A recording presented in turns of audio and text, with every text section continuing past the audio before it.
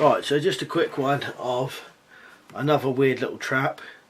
Now, the original version of this would have been much bigger, but I thought I could do you a small demo, mainly to show you the trigger more than anything.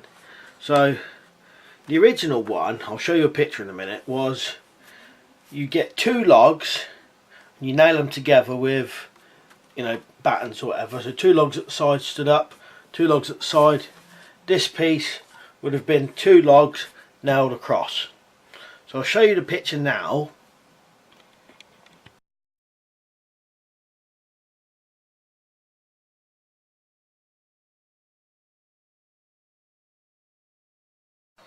So you see the picture, right? So two logs, two logs, two logs, and you got a trigger. So I made a miniature version to show you. So we got wood rather than logs, and another piece. But it's essentially a Deadfall. But on the original one, because you've got two logs running down the sides, you've got enough space to stick a stick through. So what I've done on mine, we've just drilled a hole and made an ever so slight notch this side. It's a tiny little notch, you know, it doesn't really hold much at all. And I'll show you how this works. So you would have slid a small stick through, I've just got to make sure I've got the right one. We need a clean cut on this end for this. So you slid a stick through and it just fits slightly in that notch. It's only small. And what you would have done with the log one, you'd have put your stick through the gap, but literally just have it touching the other side. You know, just have it on the slightest amount. Otherwise it won't work. And then you have your Deadfall piece there. You've got to make sure that's in good. See, it falls easily. This is the hardest part now. And then balance another stick on top. I might have to do this, hold that one in place.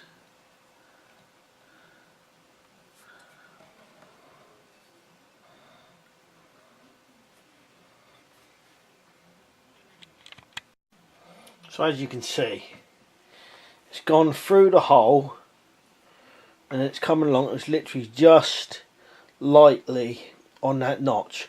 So if you was doing it with the logs, it would be through the logs and then literally just touching the side of another log.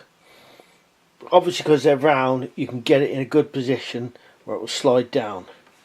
But it can't be on too much, otherwise this trap will never ever go off.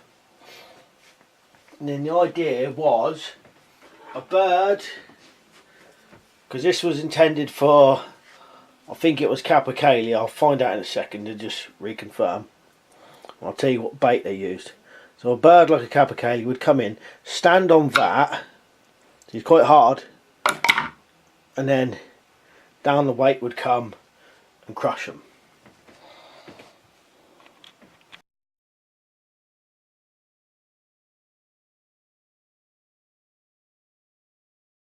Right, so I'm still going to set it back up again. So you obviously want this part, because it doesn't go right down, it leaves a small gap, so you need it low enough that this would still come down and crush an animal. But we're talking about, this would have originally been 10 times bigger and intended for birds like capercaillie and things like that.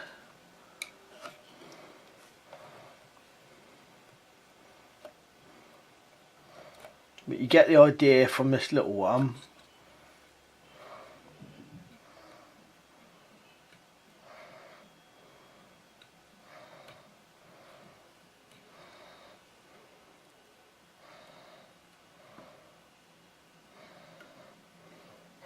I'll read you what it says. So the capercaillie, like the black grouse and red grouse, is partial to pebbles, which assists the muscular action of the avian digestive system.